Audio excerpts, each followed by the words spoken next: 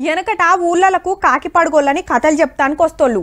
వెనక మరలా పెద్ద పరద పెట్టుకొని దాని మీద బొమ్మలు చూపించుకుంటా ఆడుకుంటా పద్యాలు వాడుకుంటా ఆటి వెనక ఉన్న కథ అంతా చెప్పేది. ఊరోళ్ళంతా ఒకతానే చేరి ఇంట్రెస్ట్గా వినేది. ఇప్పుడు అట్లా కథలు చెప్పేటోళ్ళు లేరు, చెప్పినా చూసేటోళ్ళు లేరు. అగో అచ్చం అట్లనే ఓ అక్క ఓ కథరిక చెప్తానికి మస్తు తండ్లాడింది. అట్లా అని పద్యాలు పాటలు ఉండయుల్లో దానికి ఇంకో కళను ఆడకం చేసింది అక్క. ఇంతకు ఏం చేసిందంటే చెప్పుడు కాదు, చూడాల్సిందే. ఏమున్నది, ముద్దుగా కూసోని చీర మీద ఎంబ్రాయిడరీ చేస్తుంది అంటుండ్రులే. మంచిగా చూడుండ్రి, అక్క గుర్తుంది డిజైన్ కాదు, బట్ట మీద రామాయణ కావ్యం చెక్కుతుంది. పేరు అపర్ణ, మన హైదరాబాద్ లోనే ఉంటది.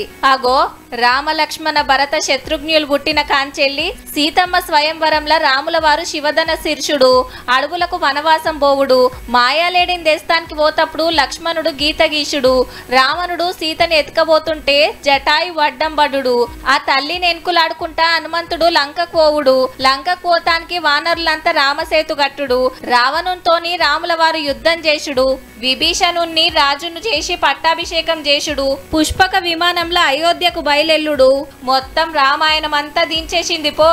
రాముడు అయోధ్య నుంచి లంక దాకా ప్రయాణం చేసిన రూట్ సుత గీసింది అక్క.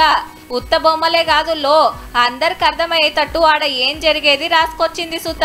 It's easy to read and people will not get bored, and I made sure I made it very colorful so that children also will be very attracted towards it. ఏడాది మొత్తంలో రోజుకు 10-12 గంటలు చెమట తీసిందట ఎంబ్రాయిడరీతోని రామాయణ బొమ్మలేస్తానికి. అగో అన్ని కలిపి ఓ గ్రంథం లెక్క తయారు చేసింది. గింత చెమట తీసి కళాఖండం చేసింది సంబురానికి కాదుల్లో, ముందు తరాలకు ఏదోటి గుర్తుంచి పోవాలని ఈ కార్యం పెట్టుకున్నదట. దీనికి ముహూర్తం ఎప్పుడు పెట్టిందో చూడుర్రి, 5వ తారీఖు ఆగస్ట్ 2020.